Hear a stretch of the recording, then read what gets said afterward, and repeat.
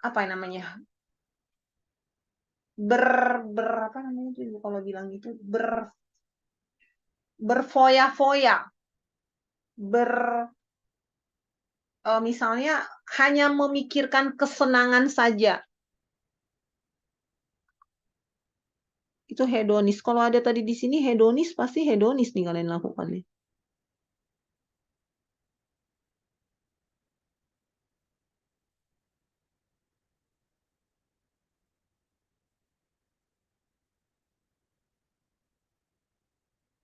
Ya udah.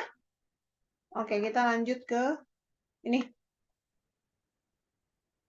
Oke, dampak dari globalisasi itu banyak ya.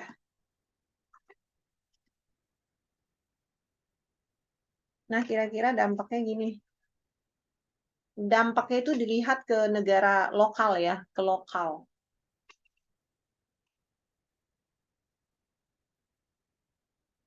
Ketimpangan sosial bukan, Bu? Ketimpangan dilihat dari mananya? Kata kuncinya apa? Yang memiliki peluang luas bisa ngembangin usahanya. Kalau yang Iya, golongan petani atau pegawai, ya. iya, betul. Karena globalisasi itu bisa berdampak ini ya kata kuncinya di sini. Ya, betul. Oke, tapi bagi orang ya ada orang yang tidak memiliki peluang juga. Nah, itu berarti ketimpangan. Oke. Nah, salah satu dampaknya ketika kita menguasai teknologi dan kita memanfaatkan teknologi, kita bisa berselancar di dunia maya, kemudian kita bisa berdagang. Nah, itu bagus hasilnya gitu ya. Jadi tapi ada juga bagi orang-orang yang tidak sanggup atau tidak bisa menerima tidak bisa mendapatkan peluang itu ya. Oke, ini ketimpangan. Oke ya. Ibu lupa. Kalau monopoli tahu nggak sih kalian monopoli? Oh, nanti Ibu dari yang berikutnya. Sorry, nanti. Oke, ini 25. 25 nih yang ditanya apa sih? Oh, cara apa yang perlu dilakukan supaya pengaruh negatif dari global supaya kita bisa dapat yang positif aja gitu loh, terutama untuk jati diri bangsa. Apa yang dapat dilakukan gitu maksudnya. Oke.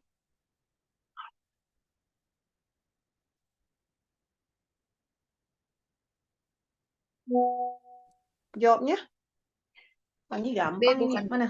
Iya, C. B. Iya, B. Oke, kita harus arif, kita harus bijak, kita harus selektif, itu kata kuncinya ya. Kita harus selektif. Oke, kita harus memiliki pengetahuan yang luas supaya kita nggak mudah terkecoh, tidak mudah tertipu. Nah, itu maksudnya. Karena globalisasi ya namanya seluruh bangsa dengan karakter masyarakatnya itu kita bisa berinteraksi. Kalau nggak tahu, kita suka ini. Kemudian kita menganggap bahwa budaya orang lain lebih baik daripada budaya kita. Nah, gitu-gitu tuh bisa tidak selektif ya. Itu bisa merusak semuanya. Oke. Baik, ini udah benar ya. 26 supaya ada bisa terlihat ya 26.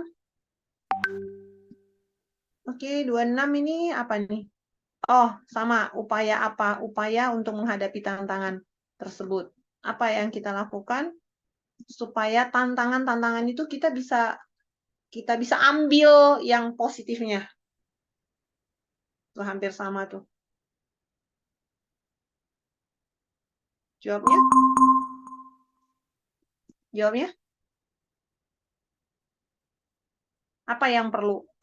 Supaya tantangan itu kita dapetin? Oke. Yang B bukan, Bu. Hampir sama dengan itu ya. Oh iya, udah tadi Bu udah jawab ya. Iya, ini B. Oke, B. Kayak gitu ya. Jadi ini logika aja.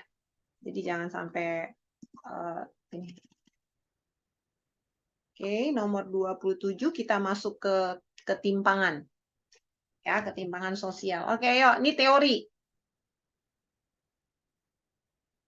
Masih ingat teori-teori ini?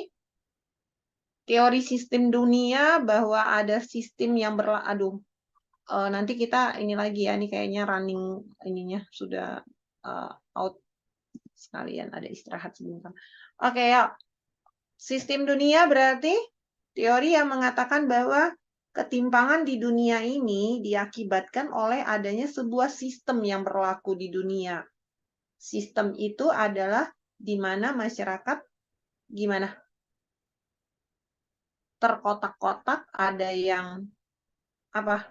Ada yang dikategorikan sebagai negara periferi, ada negara semi periferi, ada negara inti, ya. Kayak ketika negara-negara itu sudah dikotak-kotakan demikian, maka susah buat negara-negara yang berada di bawah untuk berjuang ke atas. Jadi stratifikasinya itu loh yang buat seperti itu. Oke, udah dipahami dulu sistem dunia?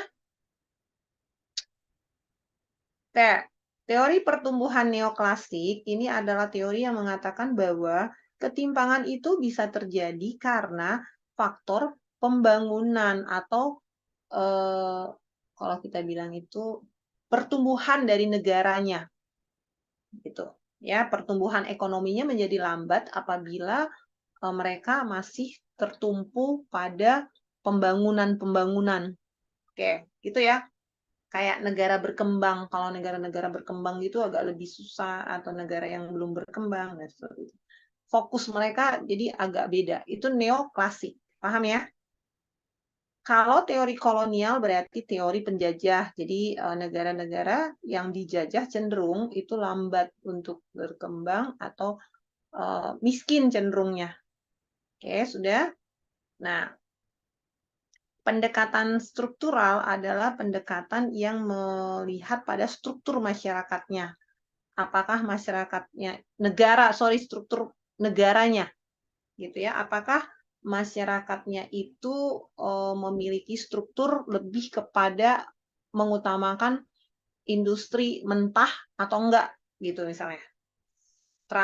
Apakah dia mengekspor atau mengimpor lebih banyak? Itu struktur masyarakatnya, strukturnya di dalamnya. Jadi kalau teori ketergantungan berarti ini teori yang mengatakan bahwa kemiskinan atau ketimpangan itu bisa terjadi karena golongan-golongan elit itu, nah gitu-gitu, golongan-golongan elit ekonomi, politik, nah itu memegang perekonomian tertinggi gitu loh. Jadi elit-elit lokalnya itu lebih memegang kendali ekonomi, gitu ya. Yang kaya semakin kaya, nah kayak gitu. Oke, jawab yang mana?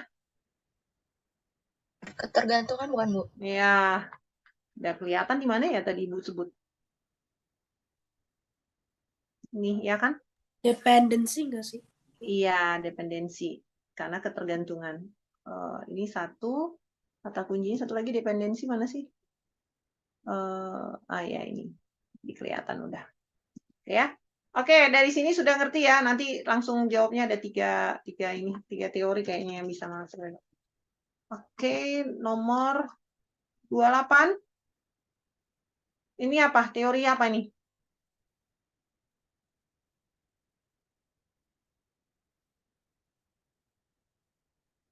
Neoklasik. Neoklasik kah? Ayo lihat. Tadi kan Ibu jelasin neoklasiknya gimana?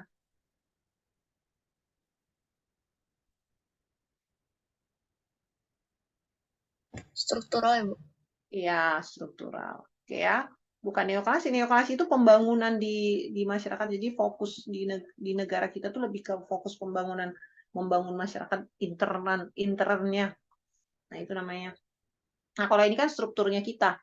Apakah kita lebih kepada industrinya, mengikuti industri atau tidak. Nah, kayak gini sistem ini. Ini kata kuncinya. Mengeksporkah, kita mengimportkah, struktur masyarakatnya. Gitu ya. Oke, 29. Teori apakah ini? Ada 3 teori.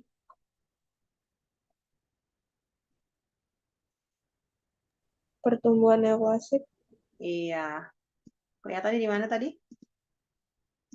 Pembangunan. Iya, mungkin lebih kepada di sini pembangunan ekonomi yang fokusnya masih terus berlanjut. Jadi kalau orang udah nggak membangun secara ekonomi gitu, mereka nggak fokus gitu ya, fokusnya malah ke dalam. Jadi susah. Oke. Nah ini konsep. Ini konsep. Konsep apakah ini?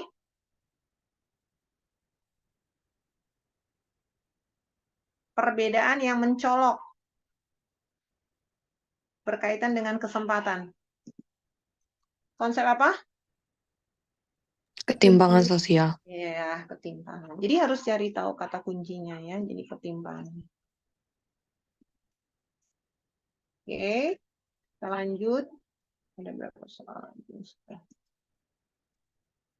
Ini menandakan bahwa apa ketimpangan apakah sini? Ada yang modelnya ke sini sudah canggih, di sini masih begini.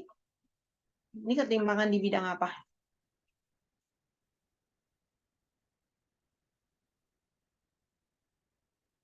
Ini kan dagang, perdagangan berarti lebih kemana? Ekonomi.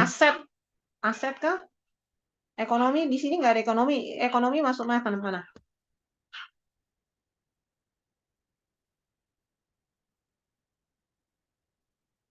Kalau dibilang sektor, benar nggak? Enggak kan? Karena sama-sama perdagangan ini kok dia. Oke, kalau dibilang aset, nggak ada. Aset bukan itu tentang kekayaan bertumpuk pada orang-orang tertentu yang memiliki aset lebih besar. Sumber daya, enggak. Antar golongan, kagak. Satu-satunya yang tepat adalah desa, kota. Jadi kehidupan di desa itu seperti ini, di desa itu lebih cenderung menggunakan sistem kayak gini, gitu ya. Jadi besok itu akan masuk adalah bentuk ketimpangan itu ada banyak. Ada ketimpangan desa kota, ada ketimpangan antar sektor. Kalau Ibu bilang antar sektor ekonomi, kira-kira antar sektor apa? Misalnya kalau saya membandingkan antara sektor perdagangan dengan pertanian, sektor jasa dengan sektor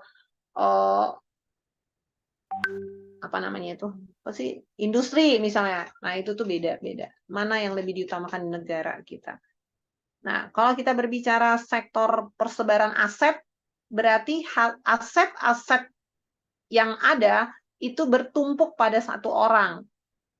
Nah, itu namanya persebaran aset. Misalnya kalau kita lihat kekayaan orang-orang tertentu, terus nampak jauh dengan aset orang-orang yang lainnya. Nah, itu. Ya, kekayaan. Oke, ini desa kota. Ya, kita lihat lagi. Nah, ini ketimpangan apa nih bentuknya seperti yang Ibu jelaskan tadi.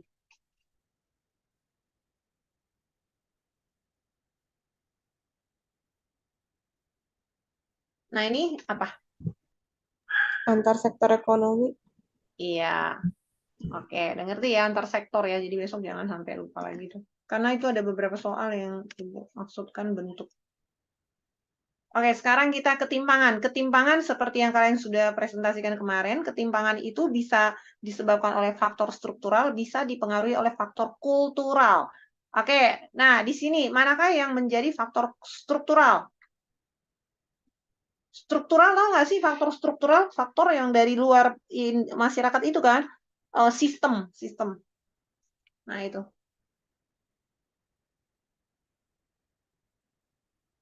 Mana tuh? Lebih kemana contohnya struktural? Ketimpangan bisa disebabkan oleh pembagian bantuan bencana alam yang tidak merata karena adanya kebijakan dari pemerintah daerah yang kurang sosialisasi. Bertambahnya masyarakat miskin sebagai rendahnya kesadaran akan penguasaan teknologi. Kayak kita lihat-lihat ya. Kalau di sini karena apa? Aduh. Kalau yang A karena apa? Kebijakan. Ini kata kuncinya kan? Nah, kalau yang B kesadaran kan? Kalau yang C apa nih? Biaya adat kan? Oke, kalau yang D apa? Kurangnya akses pendidikan dan kesempatan berusaha. Tapi ini khusus pada wanita karena adanya sistem patrilineal. Oke. Terus masuknya investor asing di berbagai sektor ekonomi mengakibatkan lemahnya daya saing. Ini daya saing. Nah, yang struktural yang mana struktural?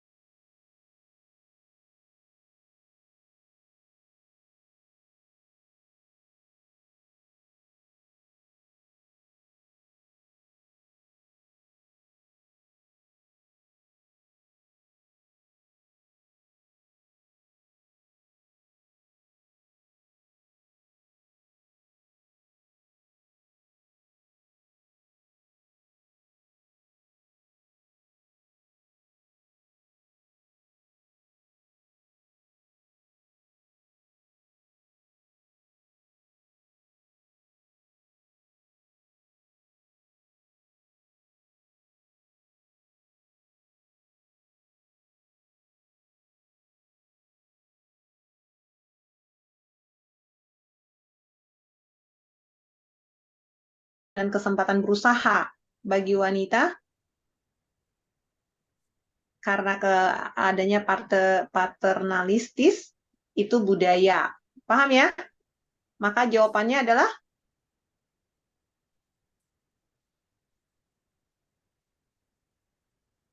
faktor ini. Jawabnya E. Gitu. Paham ya? Kenapa E? Udah tahu? Ada yang nanya? Ada pertanyaan kah?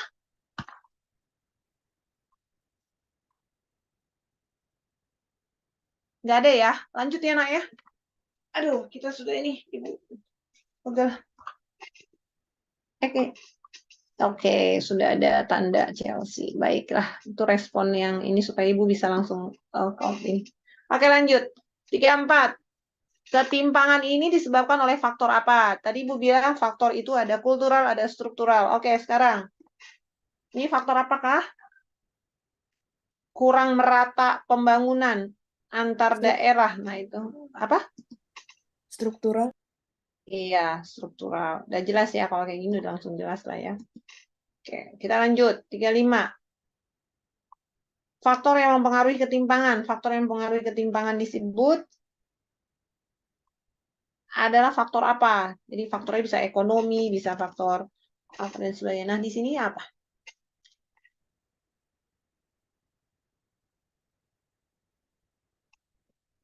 Masih memiliki pemikiran bahwa Kultural. jadi udah harus tahu kata kuncinya enak ya. Oke. Baik. 36. Ini ciri-ciri dari apakah perilaku yang ada di sini? Ini adalah dampak ya, Nak ya. Ini dampak. Nomor 36 ini dampak dari ketimpangan. Ya, dampak dari ketimpangan itu bisa melemahnya jiwa wirausaha, monopoli, kemerosotan moral, konsumerisme, bisa juga termasuk dari ketimpangan.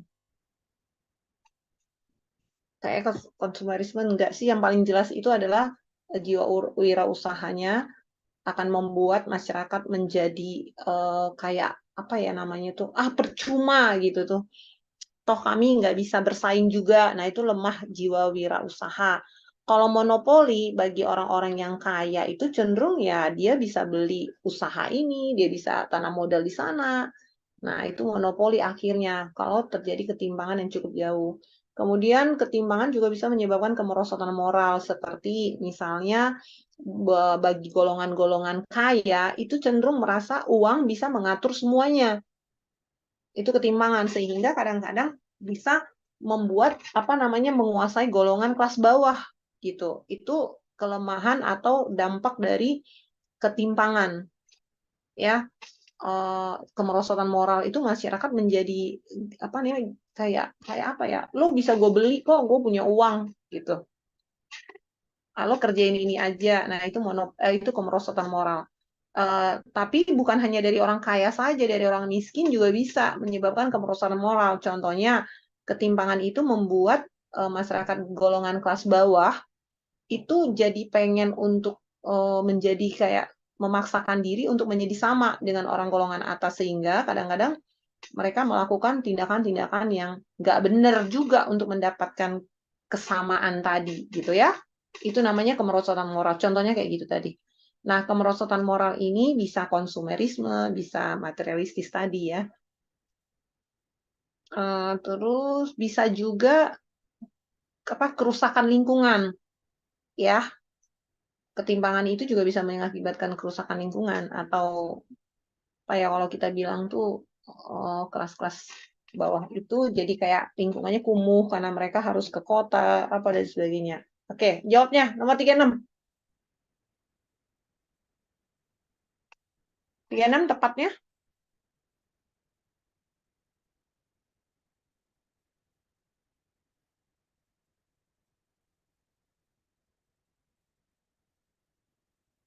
Kalau di kisi-kisi ini dampak dari ketimpangan ya, Nak ya. Oke, jawabnya apa dong itu? Sikap individualis materialistis di kalangan oke, tadi Ibu bilang sikap ini muncul. Nah, ini berarti apa? Oke, Bu. Konsumer kah? Atau C? C, C. Nah, C. Jadi kalau konsumer kan nggak nampak di konsumernya, di sini justru nggak ada di kasusnya. Ya, jadi kemerosotan moral artinya ketimpangan itu membuat orang-orang menjadi egois, menjadi lebih mengutamakan uang dan sebagainya, gitu ya. Dan menghalalkan segala cara untuk mendapatkan sesuatu. Nah, itu kemerosotan moral. Ya, 36, 37. 37. Nah, ini apa nih? Ciri dari monopoli ekonomi akibat ketimpangan yang mana?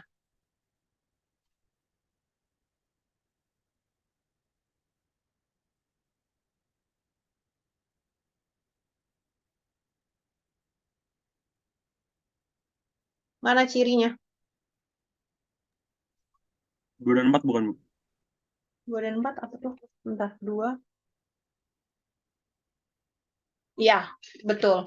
Nah, itu ciri dari monopoli. Jadi bagi orang-orang yang punya uang, ketimpangan itu kan jadi membuat persoalan ini. Gitu ya. Nah, berarti jawabnya tadi 2 dan 4. Gitu ya, Nak ya. Oke, itu ciri monopoli. Jadi ketimpangan itu bisa nanti membuat seperti ini. Jadi orang-orang kaya jadinya pemilik semuanya, sehingga orang-orang yang tadinya pengusaha-pengusaha kecil gitu ya susah banget bangkitnya. Nah, itu kadang-kadang jadi membuat terjadinya banyak persoalan-persoalan di masyarakat kita, begitu ya. Oke, itu benar. 38. Nah, ini apa? Dampak dari ketimpangan juga nih. Apa itu?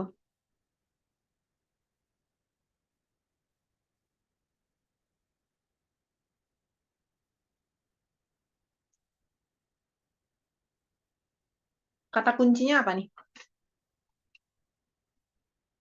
Ini kan ketimpangan pembangunan nih ceritanya. Pembangunan itu lebih berpusat di kota-kota, sehingga di desa nggak ada apa-apa, sehingga orang-orang dari desa pergi ke kota.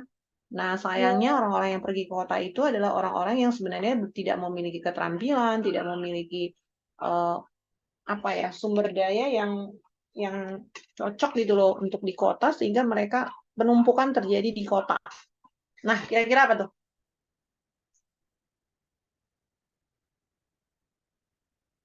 Ini lebih kemana?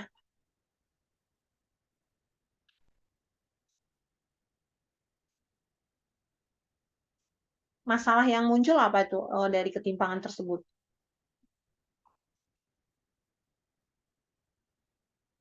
Lebih kepada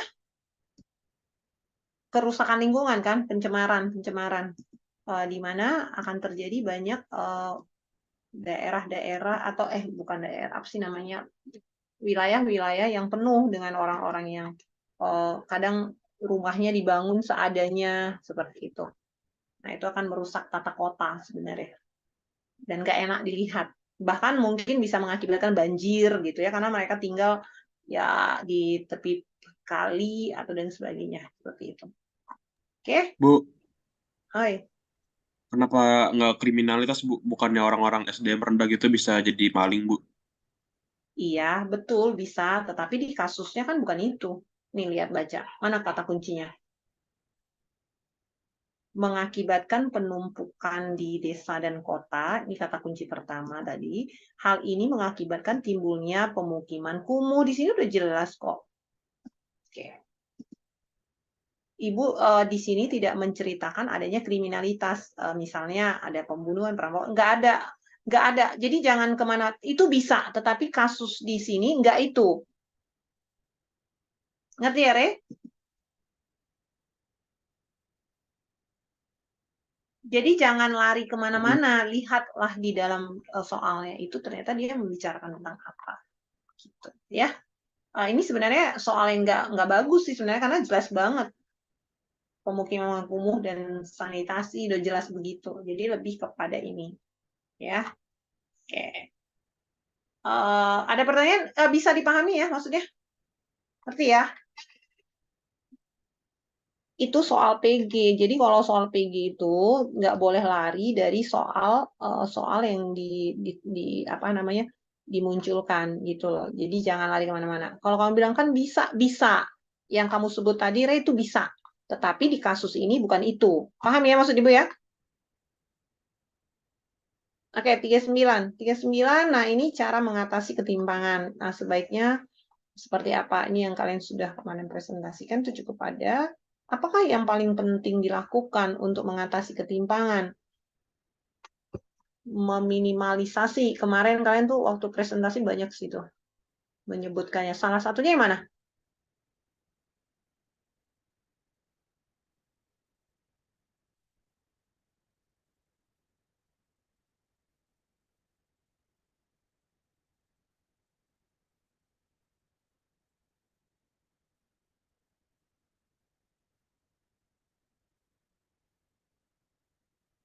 Peningkatan peluang kerja. Ini persoalannya adalah peningkatan peluang kerja. Maka salah satu caranya apa yang mana dilakukan?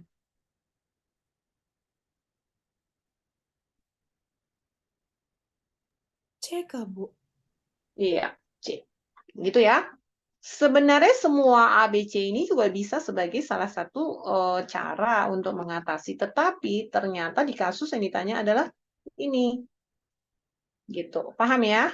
Jadi harus disesuaikan pertanyaan dengan jawabannya. Oke? Terakhir itu soal terakhir. Oke? Nah, terakhir ini apa nih? Upaya menurunkan ketimpangan kekayaan. Nah, ini lebih kepada upaya menurunkan ketimpangan kekayaan. Menurunkan ketimpangannya ya. Berarti kekayaan antara golongan atas dengan golongan bawah itu sangat-sangat jomplang. Nah, itu namanya ketimpangannya. Nah, gimana supaya menurunkan ketimpangan itu artinya ketimpangannya menjadi tidak terlalu panjang, tidak terlalu lebar. Tuh, paham ya? Mana? Yang B. B. B. Memberikan bantuan. Kalau dadu gimana, Bu? Bagaimana cara kita meratakan? Oke, kita nggak bisa meratakan kalau dia misalnya pekerjaannya nggak sesuai dengan ini, masa kita ratakan pendapatan? Ini juga nggak adil, ya. Jadi gitu harus logis juga.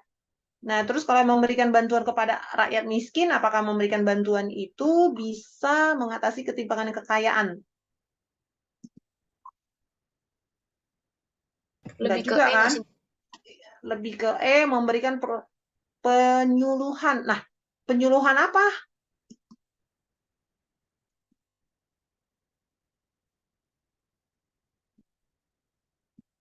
Salah satunya yang bisa dapat dilakukan adalah pengaturan ini pajak. Ini adalah upaya yang dapat dilakukan untuk mengatasi tadi mengurangi menurunkan supaya hasil pajak itu bisa digunakan untuk mengelola rakyat miskin. Gitu loh. Jadi kalau kita kayak gini sebenarnya ini bisa aja, tetapi tidak pas ini, bukan ini dulu. Jadi sebenarnya lebih ke sini. Oke, ketimpangan si kaya dan si miskin.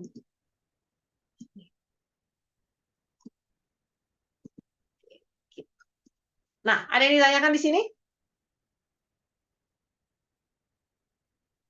Minimal menolong kelas bawah itu dari sisi misalnya kalau pajak negara itu bisa digunakan untuk membangun kehidupan dari kelas-kelas bawah seperti misalnya bisa dialihkan untuk pendidikan, bisa dialihkan untuk kesehatan dan sebagainya seperti itu. Jadi pengulangan pajak itu salah satu upaya.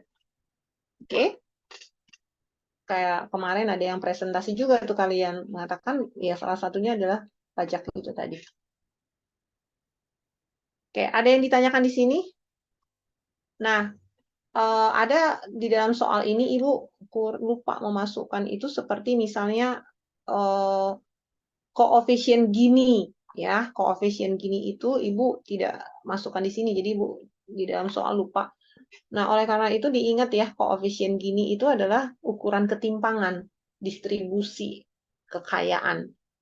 Jadi perhitungannya. Nah, koefisien Gini itu kan berarti dari 0 sampai 1. Jadi jangan lupa itu ya.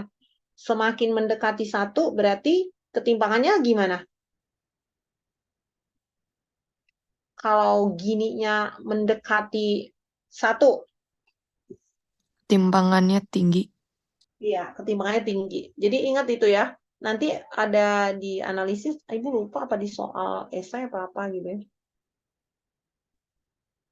Ibu kasih esainya kan Ibu udah kasih kisi-kisi esai kan?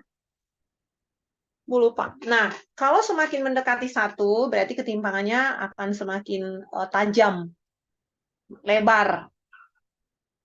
Tapi kalau mendekati 0, berarti ketimpangannya kecil atau tidak terlalu lebar. Ketimpangannya kecil, gitu ya, dikit, gitu ya, ketimpangannya dikit. Nah, harusnya kalau ketimpangannya dikit, masyarakatnya lebih makmur, gitu ya, ceritanya gitu. Oke, itu yang Ibu lupa bikinkan. Kemudian apa lagi ya? Oke, nah PG-nya kira-kira seperti inilah. Mungkin ada beberapa yang sama, tapi ada juga beberapa yang berbeda. Tapi intinya dia sama. Paling soal apa namanya kasusnya yang berbeda-beda, gitu ya. Tetapi yang ditanyakan tuh hampir sama. Oke, ada yang ditanyakan? Atau ada yang menanyakan esai, karena Ibu tidak bahas esai, jadi kalau kalian sudah mulai belajar, silahkan ditanyain. Kalau tidak, berarti kita selesai di sini dulu. Adakah pertanyaan? Bu, mau nanya kalau esai nanti bentuk soalnya cerita atau gimana, Bu? Ada cerita, ada cerita. Ada cerita, tapi ada juga, pokoknya intinya kalau esai itu harus dijabarin ya. Jangan pelit menjabarkan.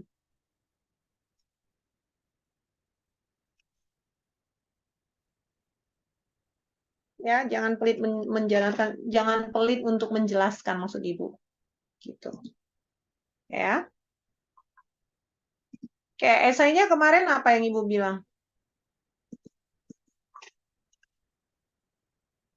Ini pasti esainya beda sama yang tahun-tahun lalu. Nah, kalau kayak gini kalian ngerti nggak? Misalnya ini, siapa tahu besok datanya begini lagi, lupa Ibu. Nih, data rasio gini. Nah, kira-kira manakah daerah provinsi yang paling timpang? Coba kira-kira. Ada yang tahu?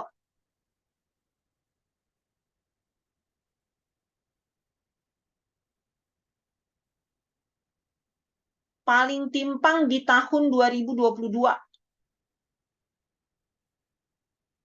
Wilayah mana? DKI Jogja. Yogyakarta. Jogja. DKI Jakarta atau Jogja? Jogja. Jogja. Nah, Jogja. Oke ya. Jadi Jogja. Kenapa? Karena dia mendekati 0, ini hampir ke sini. Nah, kalau wilayah yang paling rendah, kalau dirata-ratain kira-kira dari 21 sampai 22, mana yang paling rendah ketimpangannya? Nah, kalau dirata-ratain kan kalian harus ngitung-ngitung kan ya.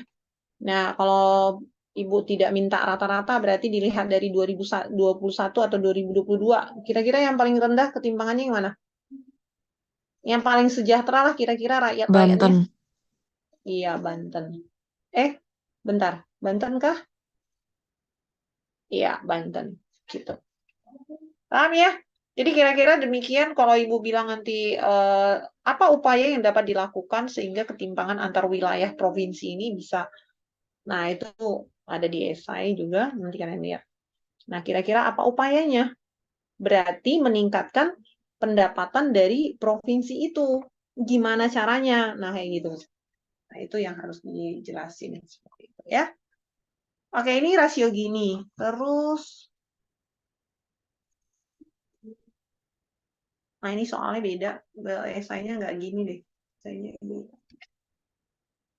Oke, ada yang ditanyakan? Kalau tidak ada, oh, ada yang chat apa sih? Oh, cek di lah. Oke, ada pertanyaan lagi? Dari esai ada? Oke, berarti, nah ini kan kalian sudah bikin ya, apakah ini perlu dikirim lagi sama kalian nih yang sudah di merah-merahin ini? Kirim aja, Bu. Kirim aja ya. Kalian tuh yang hadir di sini 24 orang dari 64 orang tuh bingung Ibu. Jangan sampai hair ya, Ibu nggak mau kalian hair, karena udah ada hair-hair loh. Capek di kalian hair loh. Amin. Ya, amin. Jadi gitu ya. Karena ini banyak yang nggak hadir, padahal beberapa soal itu sebenarnya ada di sini juga, ada yang sama, ada yang nggak sama, ada yang persis-persis sama, gitu-gitu ya. Tapi sedikit sekali kalian yang hadir, 24 siswa saja. Jadi ini yang padahal kita udah menghabiskan waktu cukup banyak. Tapi mudah-mudahan kalian yang hadir di sini itu baik-baik aja nilainya ya, bagus besok. Oke, sampai di sini apakah ada yang bertanya kembali? Tidak adakah?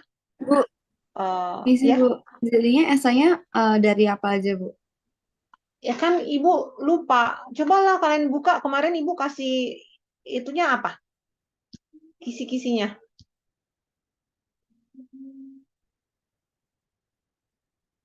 Oh, kisi-kisi esai itu apa ya? Ntar Ibu buka dulu sebentar. Datanya di mana ya? Esai pertama.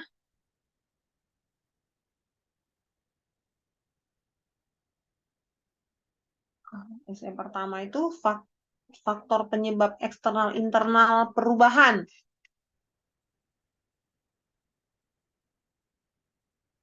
Yang tadi kita sudah bahas di PG. Apa tuh faktor eksternal internal? Udah ngerti ya?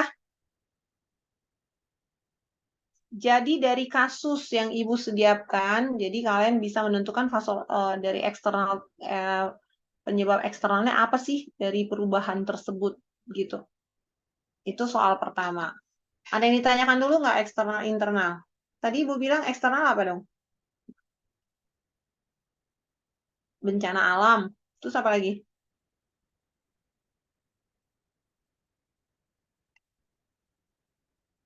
Kalau internal tadi, konflik-konflik, apa ya?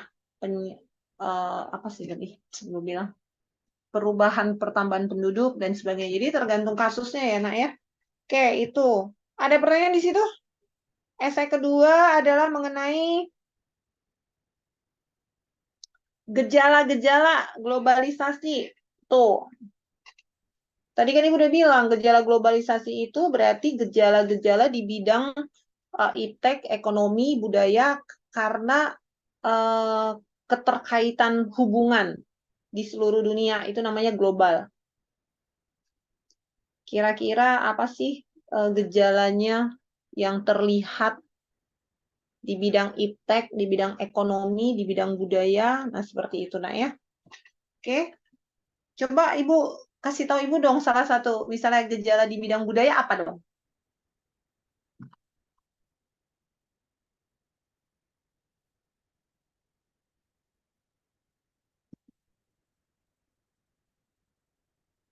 Apa gejala di bidang budaya?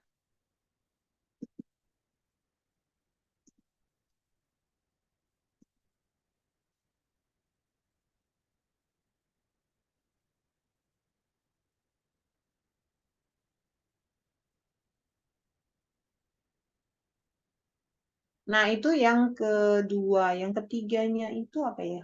Ada yang buka nggak sih? Yang ketiga itu mengenai esainya adalah Ketimpangan, Bu. ketimpangan. Iya, ketimpangan yang ditanyain apa tuh? Penyebab. Penyebab. Akibat atau penyebab? Oh, menganalisis faktor apakah yang menyebabkan ketimpangan dari kasus yang Ibu siapkan. Gitu. Nah, tadi kita udah bahas di esai di ini semuanya kok udah. Oke, ada yang ditanyakan lagi nah? Tidak ada? Oke, selamat belajar lah gitu ya semuanya. Kalau tidak ada pertanyaan lagi, kita bisa istirahat dulu, Ibu juga istirahat dan oke nanti kalau misalnya ada yang bingung lupa, nah itu. Nah, nanti Ibu sebentar Ibu kirim dulu yang ininya ya. Ibu stop share dulu ya, Nak ya. Oke, bentar. Yang tadi ya Ibu kirim di sini aja. Tadi di mana ya? Bentar.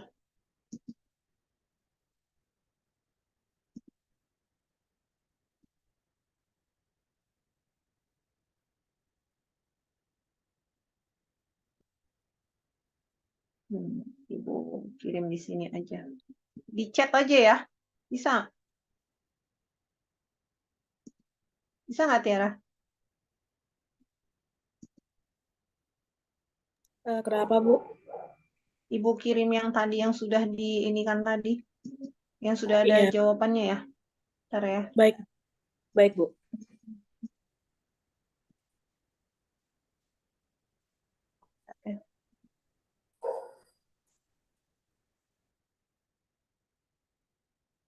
Semoga yang tadi itu enggak ini ya. Yang... Nah, Ibu taruhnya di chat ini, di chat Zoom ya. Coba dicek udah belum?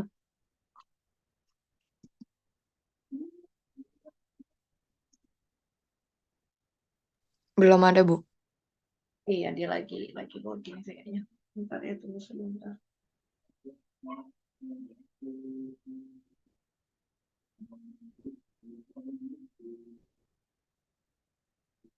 Dia lagi loading, bentar.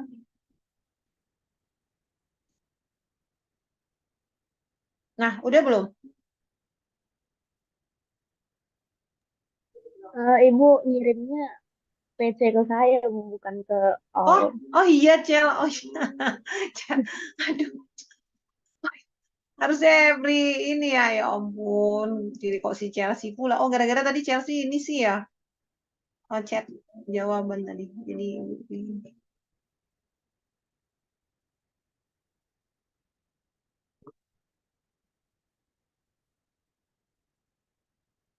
Ibu nggak lihat ada siapa sih namanya tuh. Ada Odom dari tadi.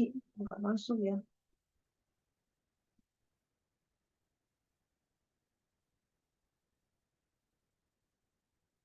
Nah, kalau sudah mati nanti berarti kita sudah selesai kali ya. Bentar dilihat dulu nih yang tadi. Nah, udah belum? Di everyone. Udah, Bu. Oke. Ya sudah Udah, Bu. di-download. Ya, di-download. Selamat belajar. Kita selesai. Eh, udah kan ya? Nggak ada pertanyaan lagi ya, Nak ya? Oke, kita tutup. Tuhan berkati. Semuanya belajar dengan baik. Besok jangan hair. Oke? Oke, Ya, Bu. Bu. Makasih, Bu. Nah, bye-bye Makasih ya, Bu. semuanya.